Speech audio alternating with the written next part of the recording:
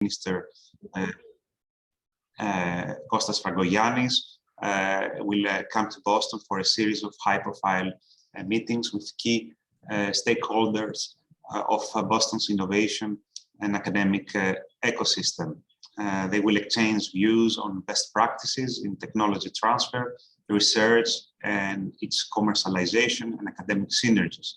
And they will also present Greece to investors and to our innovation community in a Hellenic Innovation Network event at the Consulate General of Greece in Boston on Sunday, December 12. Everyone who is in Boston is welcome to join us. And I'm delighted that I was asked to, and we were asked to sponsor today's praiseworthy initiative. We are here for anything you need. Congratulations to Professor Koumoutsakos, Kaxiras, Trendafilou, Bertsimas from Boston, and all the other founding members. Minister Dimas, welcome, and we are looking forward to your visit to Boston, where we will also meet in person with the members of the Hellenic Institute of Advanced Studies. Thank you.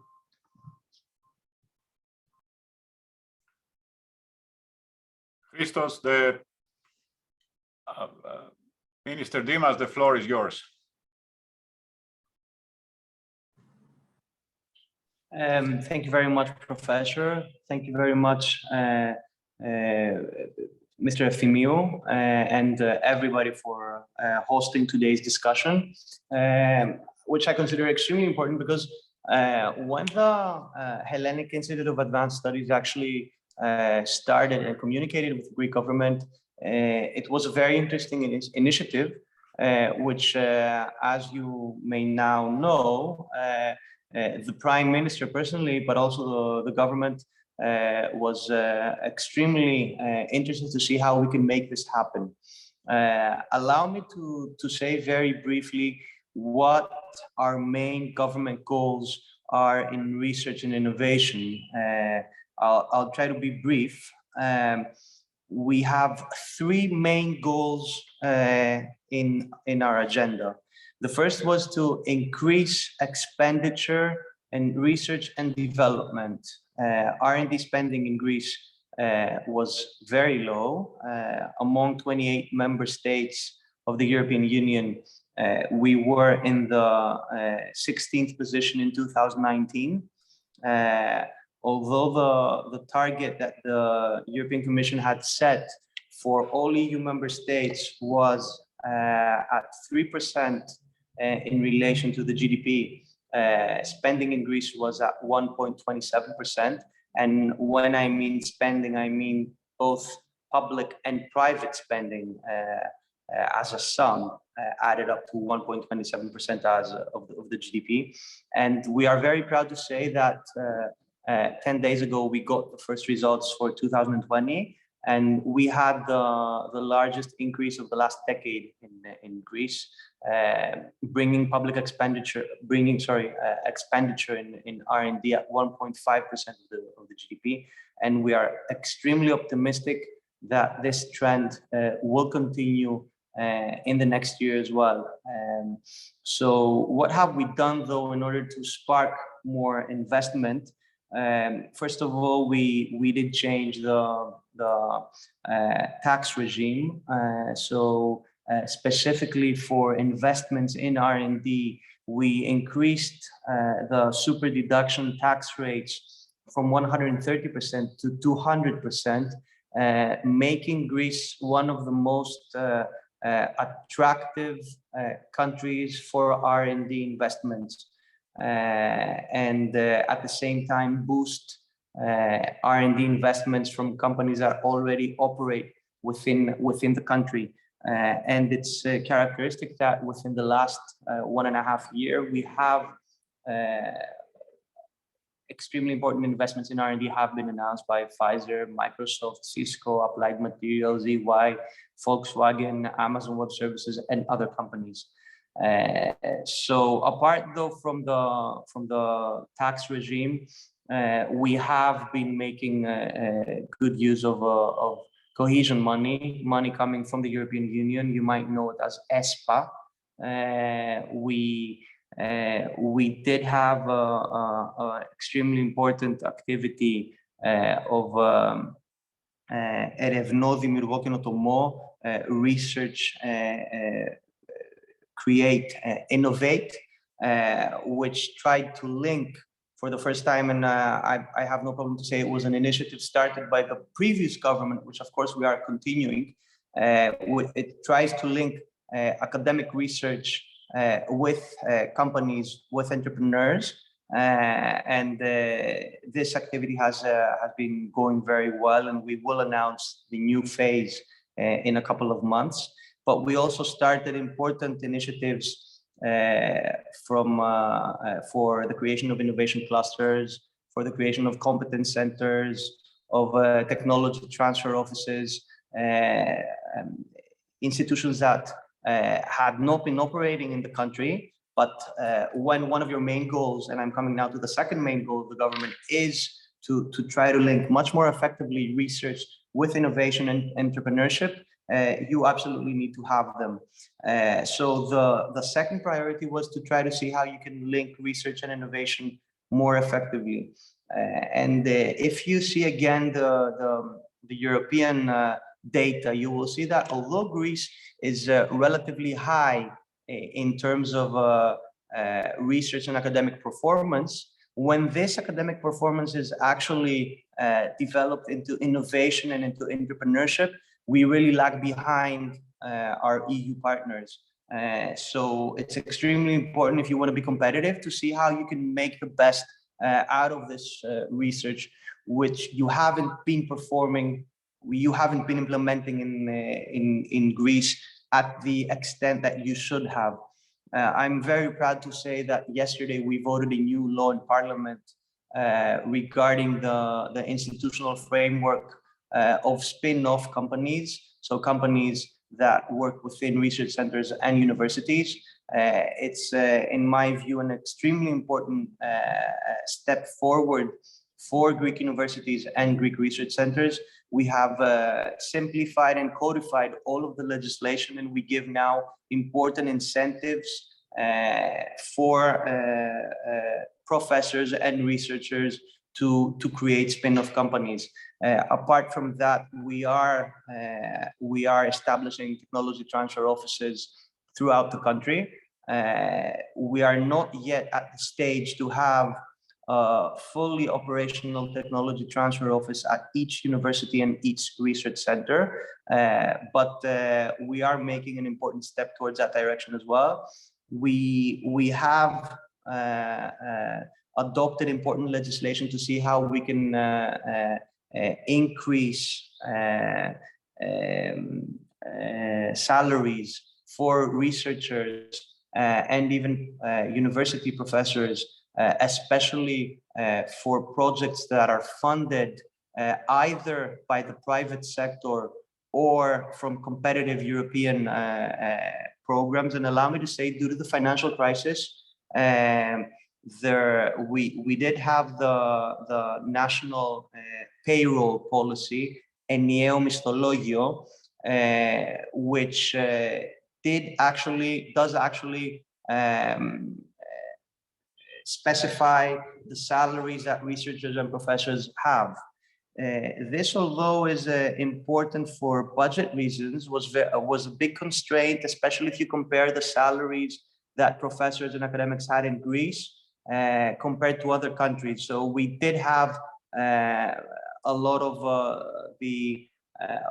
PhD students and postdoc students leaving Greece, or of course academics also. Now with this change, we have managed to re-attract some of our academics, especially postdocs, back to the country. And our intention is to see how we can make this work even more, so even extend such policies to re-attract more and more academics that are out there, out of the country. Now, the third priority, and I am trying to be brief, sorry for speaking so much time. The third priority was to connect more effectively the innovation ecosystem. And up until recently, the Greek state did not know how many startups we had and which sector they were, how many people they employed, what budgets they had. And all of you know that when you don't have data, you are practically incapable of implementing successful policies. So we did create Elevate Greece, which acts as a national startup point for the innovation ecosystem. And within 1 year of its operation, Elevate Greece already offers specific specific incentives, for example, for tax breaks for angel investors, tax breaks for stock options. We did actually have an activity in order to support the Greek startups, especially due to the COVID crisis, and supported in liquidity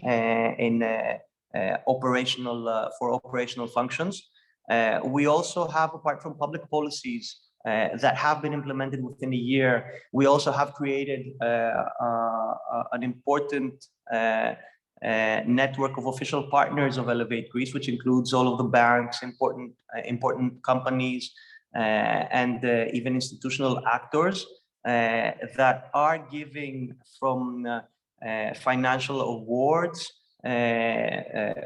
access to their global innovation networks, free cloud services, mentoring services, business consulting to all of the startup ecosystem. They organize hackathons, and we are very proud of the fact that we have attracted extremely important companies to help the innovation ecosystem to elevate Greece. So it's a mixture of public policies and private companies that actually support the innovation ecosystem. In a nutshell, instead of having the Greek state as a constraint for the startuppers and the spin-offs, we want to see how the Greek state can be an ally.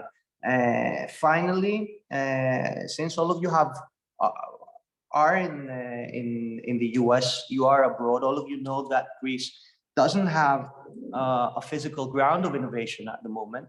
And having traveled abroad, especially in the previous years, I had seen that we had many talented scientists or entrepreneurs trying to see how they can be competitive out of Greece. So they would visit innovation districts or innovation centers outside Greece to see how they can make their companies more attractive for foreign funds. We are very proud to say that we are creating an innovation district in Attica through a public-private partnership. The international public tender is operating very smoothly, and we are hopeful that within the second semester of 2020, the innovation district will start to be constructed.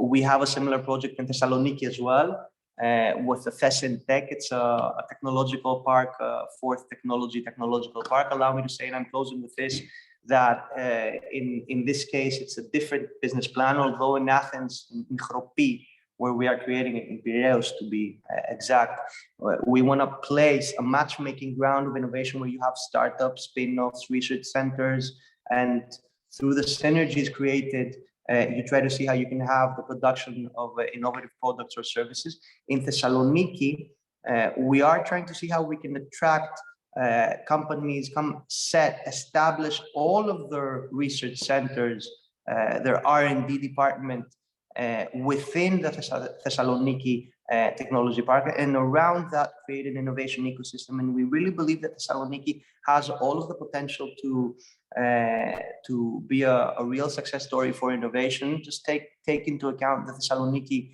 is very close to many European capitals through national motorway. And if you want to be an innovator and a leader in innovation, especially in the Balkans and Southeastern Europe, and have your fair share at the global status, you have to be capable not only of keeping your most talented individuals in the country, but also see how you can attract talented individuals from the region. Finally, I will allow Professor Koumoutsakis to speak about HIAS and all of the developments we have had in the discussions we have had in the Greek government. I just wanted to give you a brief note of what we have been implementing in the last 2 years. Again, thank you very much. Thank you, Minister Dimas, for this introduction. I would like to share my screen, and we have a presentation that we prepared to talk about the Hellenic Institute of Advanced Studies, HIAS, as we will be calling it. And the idea is to use scientific knowledge to serve Greece. And this is an effort that started about a year plus ago. There were events happening in Greece at that time. We looked at how the diaspora could help Greece in the different efforts that Greece was undertaking. And at that time, we started a discussion, and then this discussion grew to a group of people, the people that you see here, that have been meeting almost every week, every Saturday, for an hour or two, preparing and brainstorming. And what we are presenting you today also, I would like to say that it would not have been possible if we didn't have the incredible help of John Gigounakis from the National Technical University of Athens and Danai Makridi Pardo from the Greek Consulate in Boston. The technical problems that you saw earlier, they are all my mistakes. They have been incredible in helping us in every step of the way. And I would like to acknowledge that today we have over 100 members that have accepted the invitation to join HIAS. HIAS has membership only by invitation, and I hope today you will see some points where you could all contribute to the efforts that we are making with HIAS. Let me tell you why HIAS. I think many of us in the Hellenic diaspora, I guess all of us in the Hellenic diaspora, have a desire, have the nostos, or have the philotimo, or have the wish to contribute to Greece. And at the same time, there is an environment in Greece that today I think encourages such contributions. And besides the environment and the desire, there is also technology that facilitates long-distance interactions. Of course, technology can be an obstacle, but today we gather here about 100 people that otherwise it would have been very difficult to gather and exchange ideas. And also, many people, I think, are finding easier to work from one place far away from their actual office. And I think this is another place where Greece could act as an attractor for all the people of the diaspora that maybe at some point would like to spend some time working from Greece, interacting with people in Greece, while staying connected with their original place of work.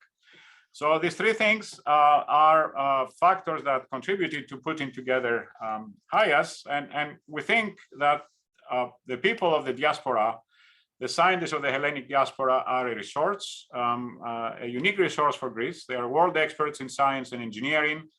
They are advisors to international, national, and industrial organizations. And many of us, we have been educated in Greece.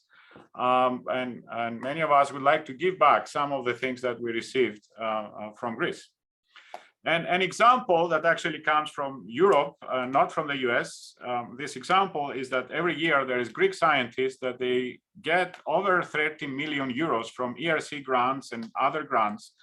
And would it not be wonderful if these people and these funds could find a place and a home and working conditions in Greece? So this could be also a source of funding and of creating the next generation of scientists. Now, what is the HIAS? Our mission is to be a non-profit private foundation by Greek scholars. We are starting in the US, and we hope to soon have also a sister organization in Greece. And the main focus of what we try to do is to build bridges between the diaspora and our peers in Greece. So these bridges is one of the main things we're trying to accomplish. We are also interested in participating in studies of relevance to the Greek government and industry. As you will see later, there is a particular study that was initiated and HIAS participated in it. And also would like to foster collaborations with different organizations and different stakeholders in Greece with people from the diaspora to address problems of relevance to the Greek society. The principles on which we base it, we very much care about scientific excellence. We think this is something that needs to be promoted. And in addition to scientific excellence, we very much care that there is synergy between people from the diaspora and people in Greece. And we believe excellence and synergy can be national resources. We also wish to draw on the strengths of the entire Greek scientific community. And I would like to say that we are an independent scientific organization with no particular political or religious or any other affiliation. Scientific excellence and synergy are the two principles on which HIAS is being constructed. What we try to do is on phase one, we started some target studies trying to get acquainted with the Greek science landscape. It was a very educational process. As I said, you will hear more about that later. We'd like to continue with such studies. On phase two, we're interested in academia industry interfaces, maybe academia startup interfaces, possible workshops. We're preparing one for this summer. And in phase three, we will be interested in having a physical infrastructure to have close contact with people in Greece. Maybe members of HIAS could have working space in Greece. Maybe that we can think of collaboratories where people come in and working together.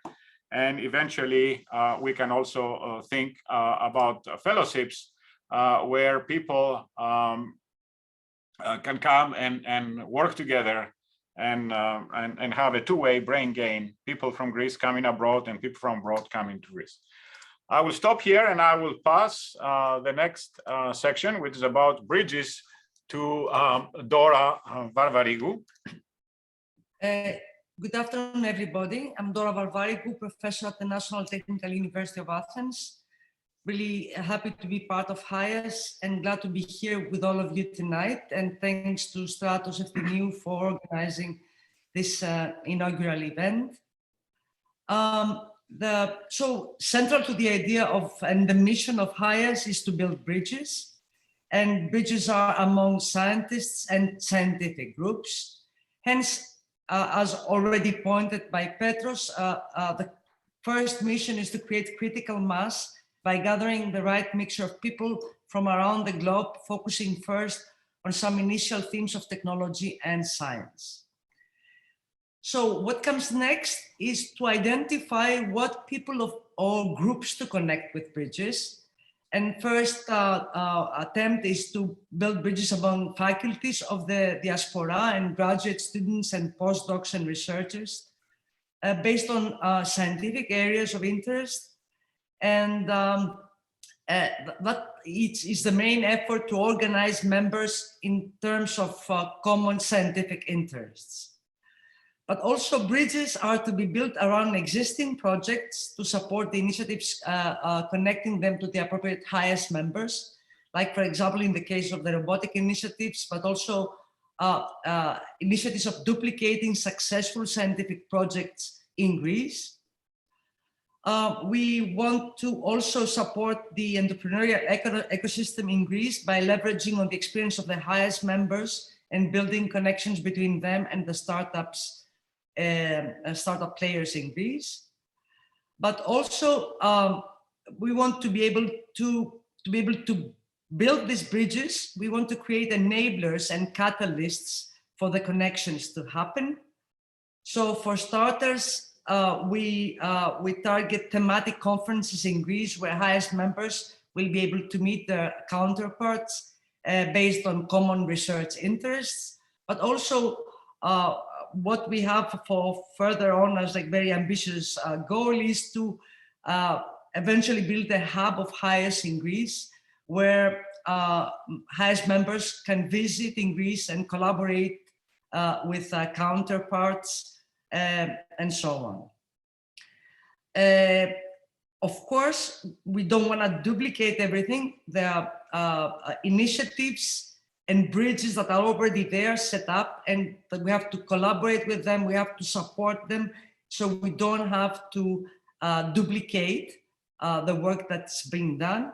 but rather strengthen it. So we want to collaborate with foundations, private institutions, and state agencies, and see how we can support each other to create bridges among the scientific community, the Greek scientific community around the globe.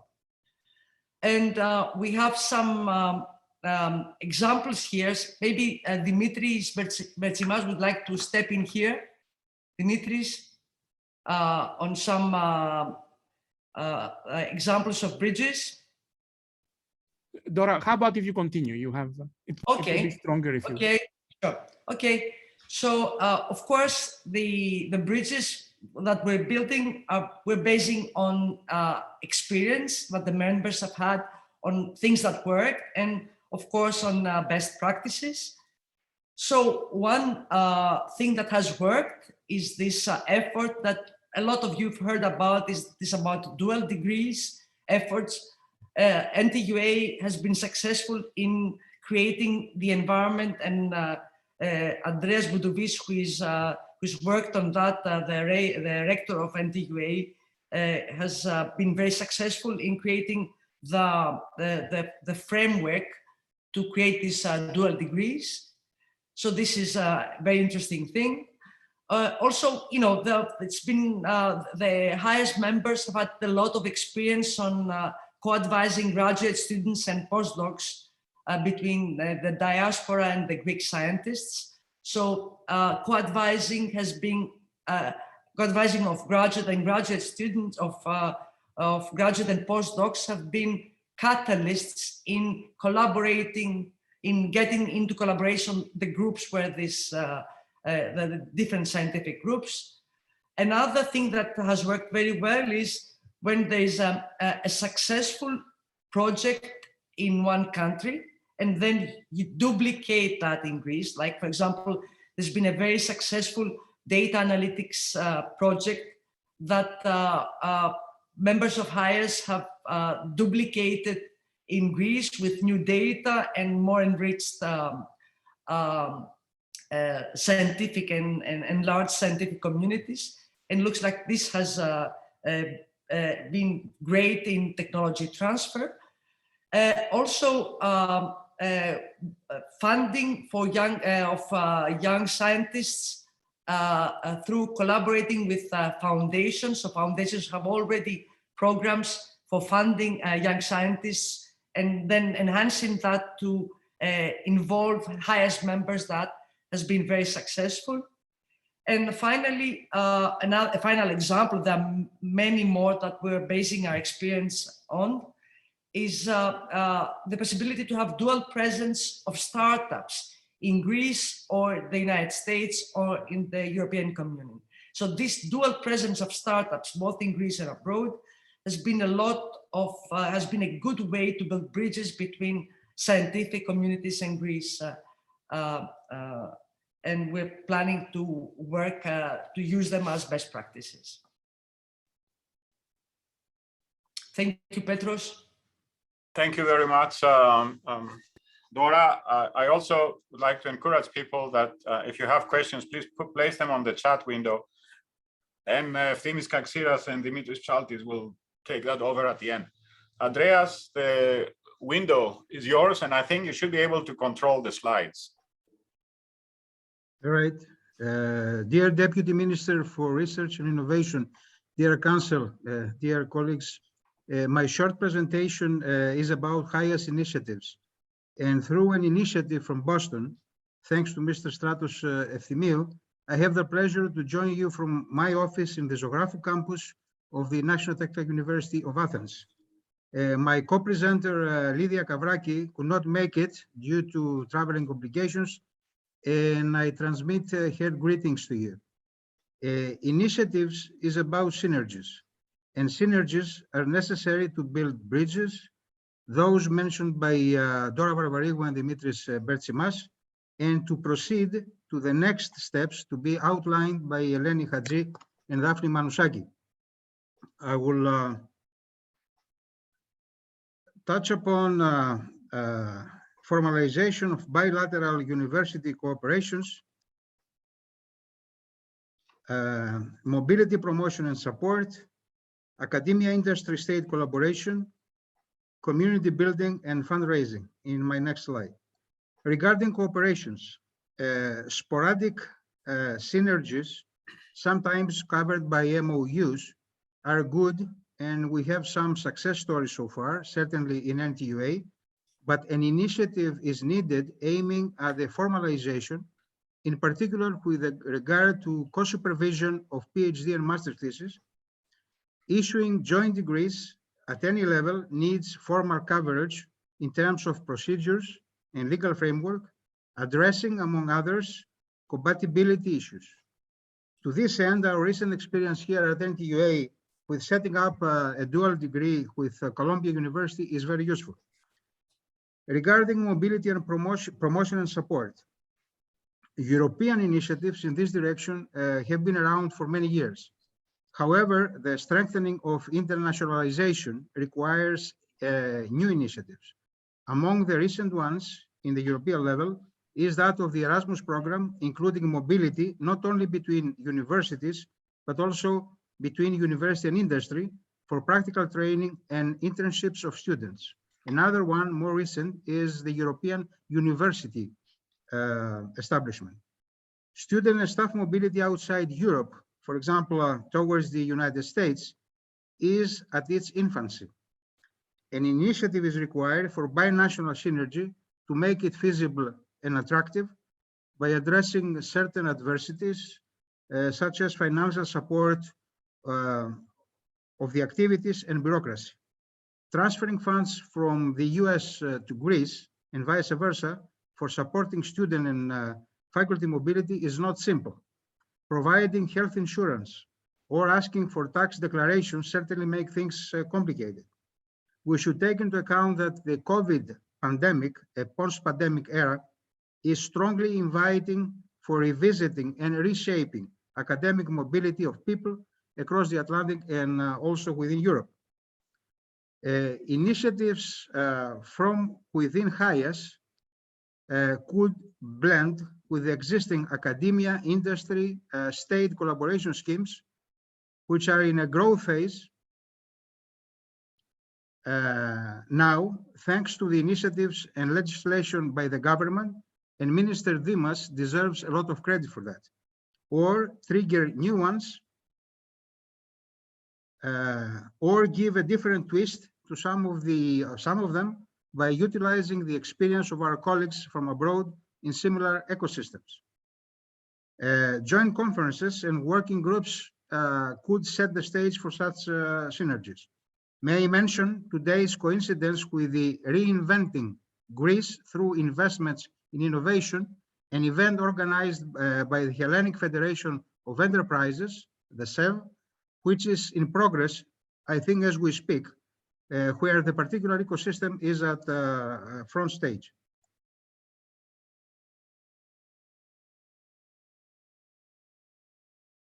Let me move to the my second slide. Here it is. Community building between the diaspora and the mainlanders is a challenge. A potentially successful initiative must rely on the engagement of students, even selected undergraduates. This requires the interaction of senior people from both sides. To this end, proposals could be initiated from the HIAS board or from the HIAS members based on advantageous thematic choices, such as those mentioned by Petros Koumoutsakos, in a bi-directional board to members, members to board coordination. In any case, I think that a decentralization of such activities is the preferred interaction mode. In his first Olympiac speech, Demosthenes said, «Δι χρημάτων ο άνδρας Αθηναίοι και άνευ τούτων ουδέν εστί γενέστε των δεόντων». In simple terms, fellow Athenians, money is needed, and without money, nothing of the essentials can be done. Fundraising is required to support the creation of bridges and the first and subsequent steps and the synergies. We can seriously count on the availability and generosity of donors, private or institutions, especially in the United States. But an initiative is needed to organize the fundraising and, most importantly, to convince that money will reach the appropriate destination and be used for a good cause and to produce a substantial outcome. Non-profit philanthropic organizations is most likely the best vehicle for that purpose. This is due to the incentive for tax breaks that accompany sponsorships, combined with the appropriate prerequisites set by the US tax authorities. Legal structures set up by various universities in other countries to receive sponsorships of this origin could be considered for Greek universities, and this is something that needs, as many other things, governmental intervention. Thank you. Thank you very much, Andrea. Next is George Papas. Good afternoon, good evening, everyone. My name is George Papas. I'm at the University of Pennsylvania, and I'm going to tell you about a specific study that HIAS members across the Atlantic did over the past year, since January 21, focusing on the area of robotics. And you should view this as a sample activity that all of us could potentially do in other areas as well. I'm co-presenting on behalf of my co-presenter, Michalis Triantafylou at MIT, but this was very much a team effort. It was a study that was co-led by Professor Kostas Kyriakopoulos at NTUA, as well as lots of HIAS members now. Some of them are already in this Zoom. Since January, in the last 6 months, we wrote a report, which was also delivered to Minister Dimas, about the state of robotics. And I would like to also thank personally Minister Dimas and his office for all the support and all the data they gave us about the state of the tech ecosystem, but robotics, AI, Industry 4.0, which was very useful in our analysis. I will put in the chat the report. I will not have time to go through all the document and the recommendations. That's not the purpose here. But I do want to say a little bit about the philosophy that we had in approaching this. We wanted to view the robotics ecosystem holistically, looking at not only the academic and research pillars, which is sort of our comfort zone for many of us, but also look at some of the great things that are happening on the innovation ecosystem in Greece. But more importantly, we wanted to see strengthen a little bit the connection that the Deputy Minister Dimas was saying earlier. How can we do research in robotics or any other field, for that matter, that can connect really what we do through innovation to societal impact? And in that regard, then we had to ask, what are the areas, societal areas, where Greece should be investing in the area of robotics? We didn't feel that Greece, for example, should necessarily follow the trend of doing self-driving cars. But then if that's not the case, then what are the areas where Greece can have strategic advantages, differentiation, and unique opportunities, both for societal impact and innovation impact? So this was a little bit of philosophy. I'm going to put the chat in the report. I'm just going to highlight a couple of recommendations, and then perhaps we can have more discussion later in the discussion.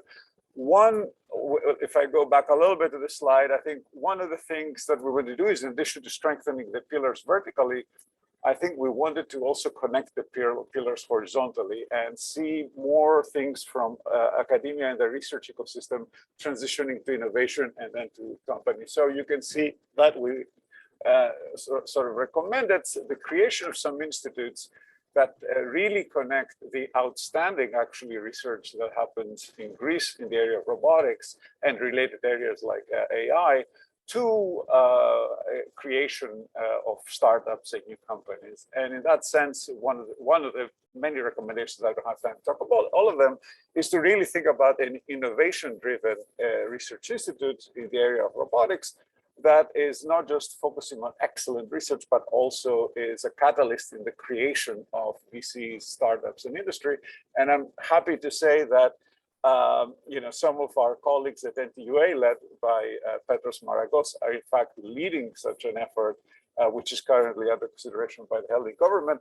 But I think that is the kind of effort that, should it be approved, I think it will allow partnering for researchers in the US to researchers in Greece, but also across Europe through teaming proposals, as well as provide educational bridges very much in the model of the NTUA Columbia agreement that we should congratulate Rector Boudouris for that major accomplishment.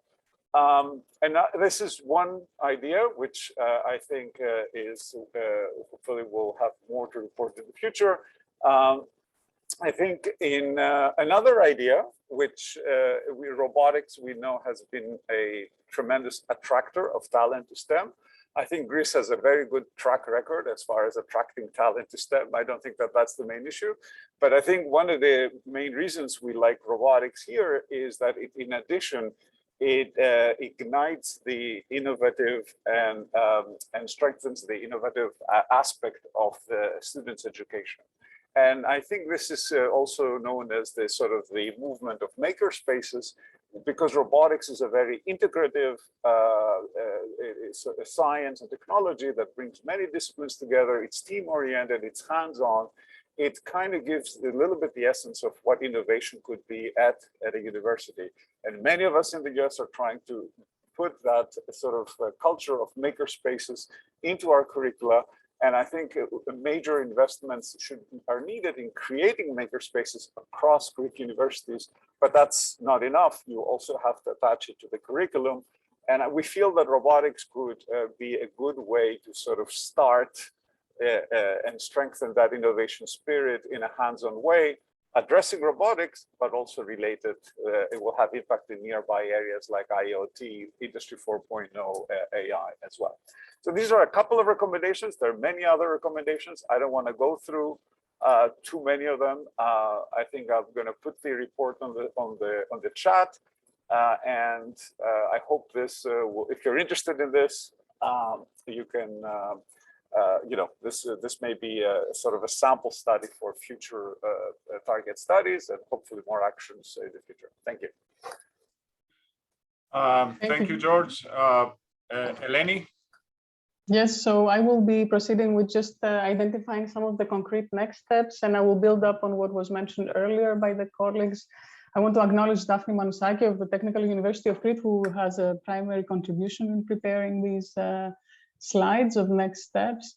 So maybe the very first thing to note here is what has been repeatedly mentioned also in the context of Synergies initiatives that have to do with mobility, which pertains to the structure of HIAS itself. So one of our immediate next steps right now is to formalize the framework on which HIAS is built. This includes the legal framework, and to ensure that this reflects an inclusive organization, freed of bias, which can foster exchange through not only knowledge exchange and collaboration, but also effective mobility that extends across physical borders. And so for this, we additionally need to plan for a physical space, and this was mentioned as well earlier, essentially a home for HIAS that can be used and can act as a hub and an environment that can promote this ideation and exchange. So these are some of the things that are currently scheduled as a priority. At the same time, it was mentioned that one of the mandates of HIAS is the promotion of talent, and to ensure this two-way brain gain. So by two-way brain gain, we here essentially refer to the promotion of activities that center around mobility that have to do with the movement of and exchange of researchers, both to Greece, but also from Greece to international institutions abroad. Here, one should mention that we would also like to look into ways for motivating talent to return back to Greece, giving these incentives that can keep researchers or keep them working in an environment where they feel is safe and fruitful. In terms of research and innovation, many has already been mentioned, and I think George made an excellent point by showing the current activities that have initiated with the focus theme of robotics. This is a theme that came together after these as a result of these brainstorming sessions that have been mentioned by Petros. And along these lines, we're now with the participation of and the growing of HIAS, we're looking into further focal themes with some immediately following up next, such as energy and renewables, climate change, and the policy regarding the timely topic of COVID. Now, building on these themes and the fact that we now have a network that has really been substantially growing in size, we're planning to have a first event, a HIAS workshop in summer 2022. We actually invite our members and those that participate here today to give us some of the perspectives and views of what they would wish to see in such a first conference, that is to bring together the members of HIAS, but also pose a topic or an area where we can brainstorm and discuss on how such an initiative would best serve Greece. We're going to open up a discussion next, so hopefully there we can get some of this feedback. And I would like to also then close with something that Petros mentioned in the beginning. We're very much interested in creating this bridge between academia and industry. There have been formats that we have been trying, not only in Switzerland, but also other colleagues in their respective institutions that bring this industry together with academia in a joint space for direct problem solving, for direct exchange through different types of modules. We have been discussing with SATEC actually on such a possibility for organization of virtual seminars and online modules. And then finally, this was mentioned also by Andreas and George, we would like to support the Greek innovation ecosystem by possibly also bringing in the knowledge that or experience that has been gathered through the colleagues that represent different types of institutions and different types of academic systems that already have different mechanisms in place for supporting such a role. With this, I will give it over to Efthymis and Dimitris for the discussion. Okay, this is Dimitris Psaltis. I think Efthymis is online also. Yes, I am. Okay, so if you have any questions or something you want to discuss, please post it on the chat. And then Efthymis and I alternatively will read your message to everybody, and then have one of us from the board address the issue, or let it somehow address the comment. So far, I don't see any, so I will send a message to everyone, in meeting.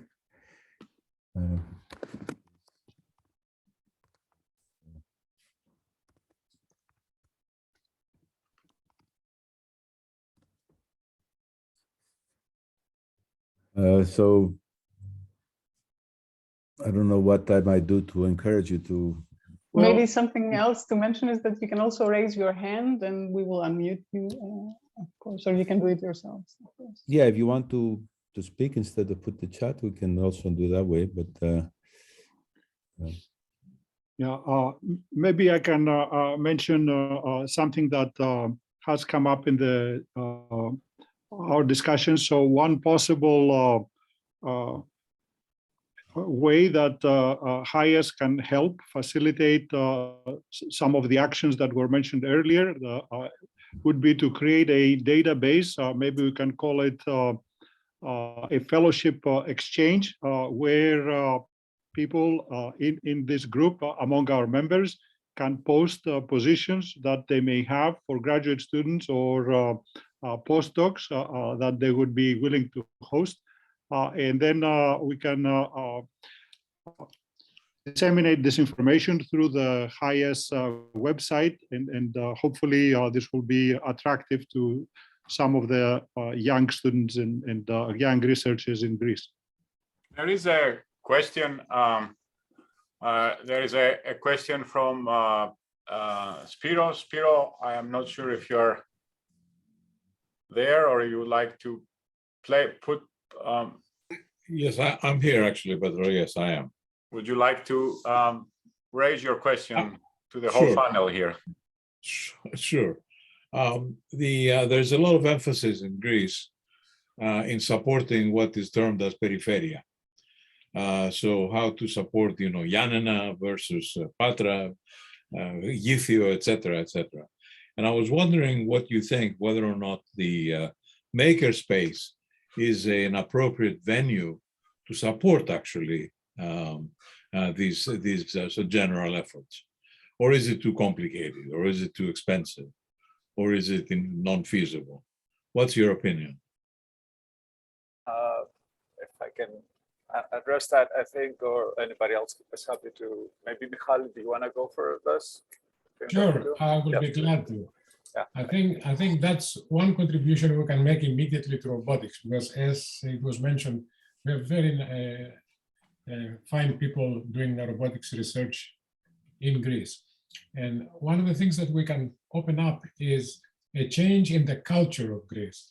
Greeks don't get exposed to the same culture of tinkering, of making gizmos, of playing with fabricating, revising designs as a hobby, as something that you do on an almost daily basis, especially at the technical universities. So the makerspace has seen a great proliferation in the United States in the last 20 years. It was always there, but now it's an established sort of part of the culture of design. And it's an incredibly powerful tool to generate people who are ready to go out and make startups and generate the spirit of what we want to see with new technologies and new devices. It's not cheap, but it's not outrageously expensive either. And there are ways by which we can combine some stuff with graduate students who are happy to help.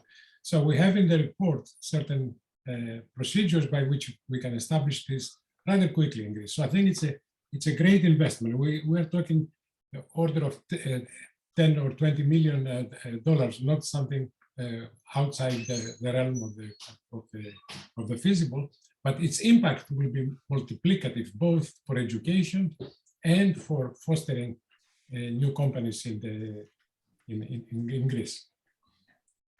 Yeah, I'd like to add something to this, which is that we have discussed this issue in HIAS in the past, and I'm glad you brought it up, Spiros. I think it's an important one, and I think it's a golden opportunity for the government, but also the private sector to disperse some of the available resources from the center. And of course, in the United States, we know how distributed these resources are throughout the country, but there are other examples. Even in highly centralized France, many of the research institutions are outside of Paris. And this is very important, I think, to support growth and also to draw talent that otherwise would not be readily exposed to these possibilities.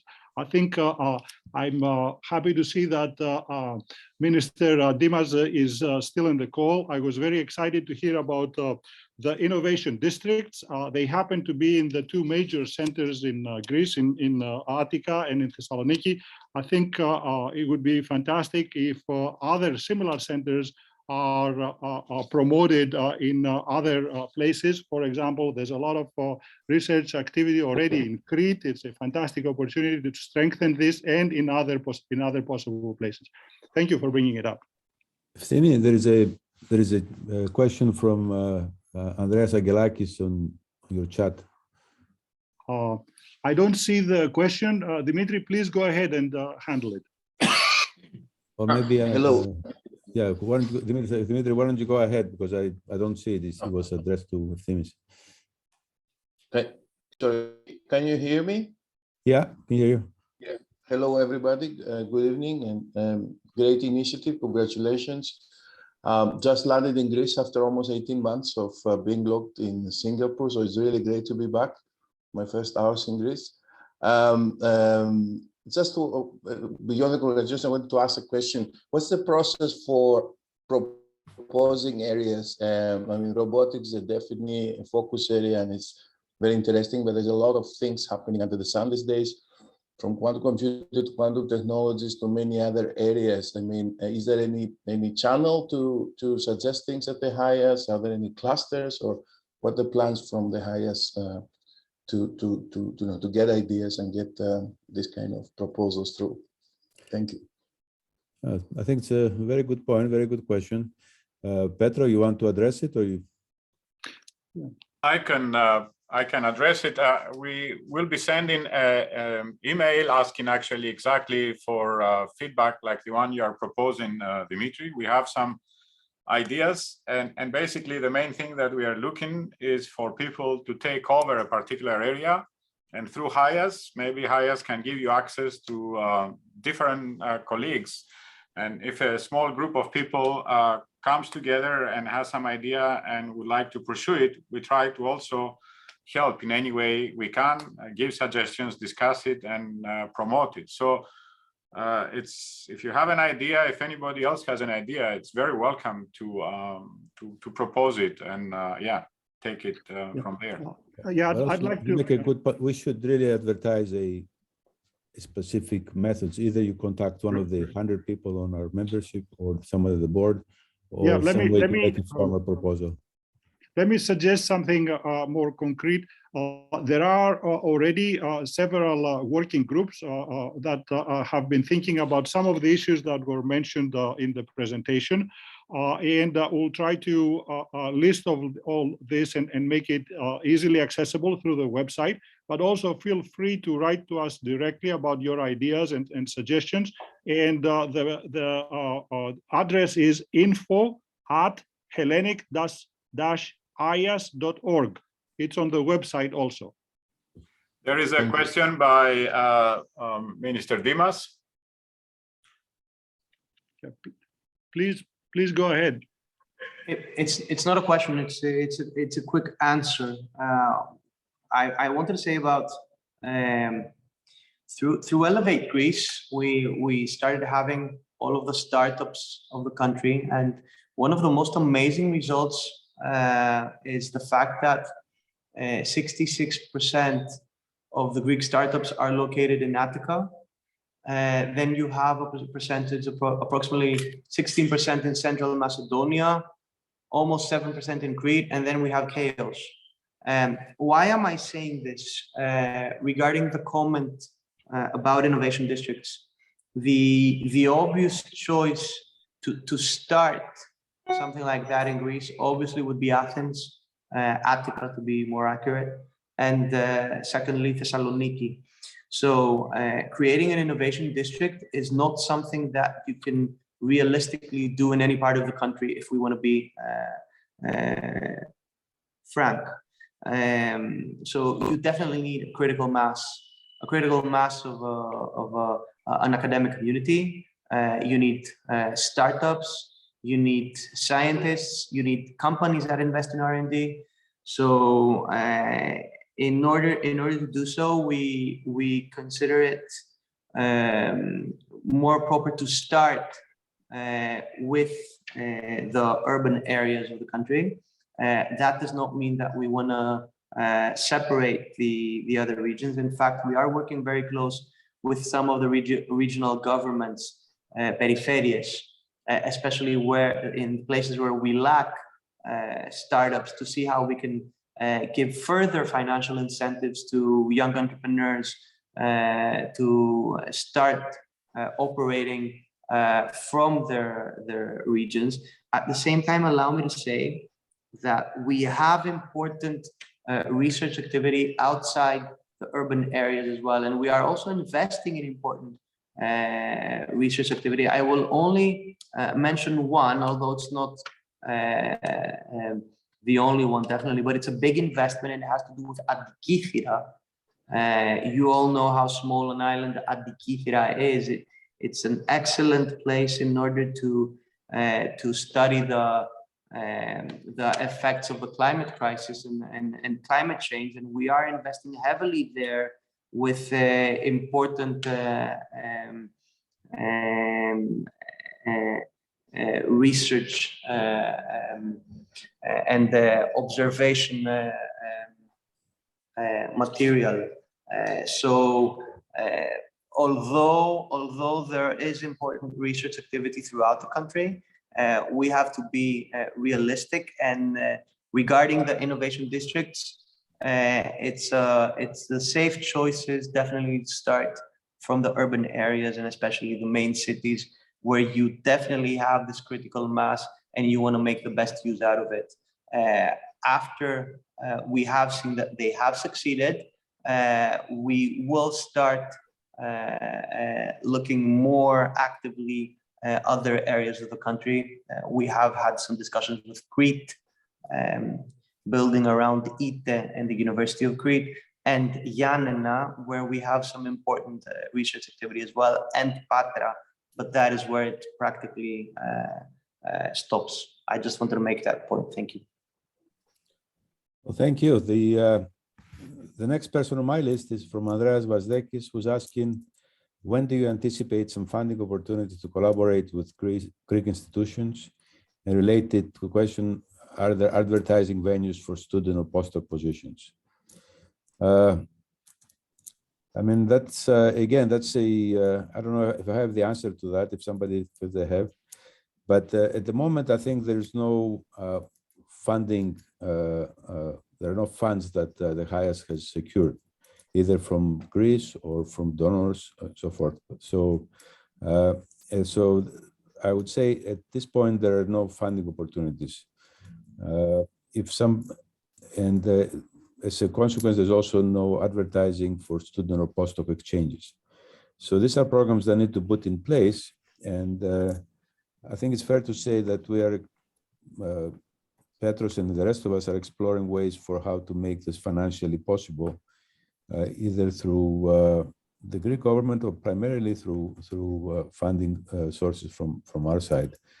One thing that is clearly something that we want to encourage to all the 100 people also that joined HIAS is to encourage joint proposal on the European theater. There is less opportunity for joint proposals between Greece and American institutions. Some funding agencies do that, but not all. Anybody of the colleagues from the HIAS side want to add to that? I mean, the only thing I would comment there is that NSF, in particular, the National Science Foundation of the US, has always had international agreements with, and there have been calls between NSF and Israel, NSF the Czech Republic. I think it's totally within the realm of the possible to have some similar arrangement between NSF and Greece in areas of mutual interest. I think that is something that should be within reach in the next few years. Yeah, Christos has raised his hand. Well, let me make one more comment on this topic, and then a somewhat well-hidden secret is that the NIH will also fund joint proposals, and there is actually proof of that. I know of at least a couple of cases where research has been funded in Greece from the NIH. That's what I have had here in Switzerland from DARPA as well, by the way, even though that's maybe sensitive in Greece, and DARPA as well funds internationally. A quick comment on the two last points. Yes, the National Science Foundation does have such international agreements, and Greece and the USA did not have such an agreement. However, we did take the initiative in 2019. We started a discussion with the US government, and I'm very happy to say that we have signed a bilateral agreement that was in 2020. We have ratified it from Parliament. So we are in discussions with the National Science Foundation in order to activate the agreement within the coming year in 2022. And as we have with other countries including Germany, Russia, Israel, China, we have important bilateral agreements where we have common projects that are co-funded by the two countries. We are aiming to have a similar procedure with the US. So we will have common programs in research and innovation with the US in 2022, and there will be financial support for such programs, both from the Greek government and the US government. Okay, thank you. Okay, the next question on my list, I'll come back to you, is from Kyros Koutoulakos. Yes, Kyro. But I think your question was addressed already, correct? Yeah, just it was about the bilateral agreement. So good question, but I think it was addressed. So let me go to Nicola Pepas. Please unmute yourself.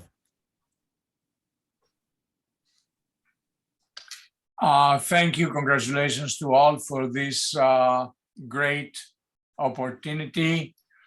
I wanted to add something that perhaps some of you know. The University of Texas, MIT, and Carnegie Mellon have agreements with the country of Portugal for research interactions, which have been significant over the past 8 years, several $1 million. I must admit, Portugal pays some of the funds and the United States the rest, these universities. So especially for Minister Dimas, this is something that could be established if we have interests. Also, I agree with Professor Katsiras that NIH does have plans, and several of us have European grants and even grants with Japan and Singapore. So it is possible. Thank you for bringing it up. Thank you. I would add that EPFL also has similar agreement with Portugal. So, you know, students getting, PhD students getting paid largely from Portugal and being jointly. The next question is from Panagiotis Chiotras. He has something that's been partially addressed, but it's beyond building bridges between Greek scientists in Greece and abroad. Should HIAS and how play a role in helping build bridges between Greek scientists and engineers and local industry in Greece? I think this has been addressed. I think a big part of what we talk about and what we hope to contribute is establishing these links with industry, with startups, and also involving the Greek. We're here. Our aim is to provide bridges and help to what's going on in Greece. It's not to come in and do something, you know, new and different. If somebody wants to add or contradict what I said from the people from the higher side, please go ahead.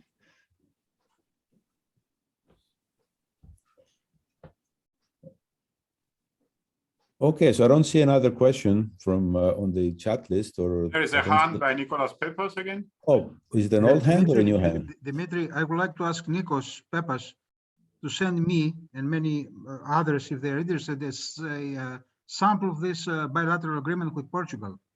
And I can send you the one with the PFL, yeah. I'd be delighted. They can send you the one with the PFL, but yes, I can send you also ours. Well, I'll say more accurately, I will see if I can get a copy and I'll send it.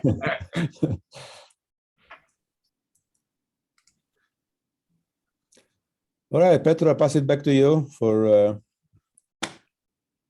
closing ceremony. All I want to say that I'm extremely thankful to all of you who, despite all these difficulties, moved between virtual spaces and came from a webinar to a Zoom discussion with such a seamless way. It shows what we can do as Greek people in the last minute. We will be posting the slides and we will be very much looking forward to engage this community that has been slowly coming together, and we hope to be able to have the next summer a conference in Greece where we'll be able to meet many of you in person and to exchange in more detail as to what other things we can do further for HIAS and for Greece, and how can we strengthen the bridges between the diaspora and our peers in Greece. I'd like to thank also Stratos Efthimiou for his wonderful support for everything. I'd like to thank Minister Christos Dimas for all the efforts that he has been offering to HIAS for the last year or so. It's very much appreciated. And with that, I'd like to close this event. Petros, yes. Minister Dimas has his hand up. Perhaps he wants to address us again. Yeah, I'm done on my side. Christo, please take over. Σας έχω κουράσει. I really want to thank you. And I want to thank you because I know all of you have invested a lot of personal time. And I really cherish that. I know how important and valuable this personal time is away from your families, away from other interests. And this is something that we truly acknowledge. We truly want to thank you as a Greek government for your genuine interest to see how you can help our country. We all care about Greece, whether we live in Greece or we are abroad, and this is extremely important. So really thank you very, very much. Congratulations for all your activity. The Greek government is here to see how it can support in all possible means. I don't want to say something larger, but I want to be realistic. And finally, I ought to thank personally Stratos Efthimiou also for all his excellent work in Boston in research and innovation. We have been discussing with the Ministry of Foreign Affairs how we can promote scientific diplomacy as a country, and I can assure you that Stratos is a leader in the Ministry of Foreign Affairs on the issue, and I just want to say that he's doing a great job, and Strato, thank you very much for all of your support. Thanks to everyone. Take care. All the best. Bye-bye. Thank you. Thanks, Stratos.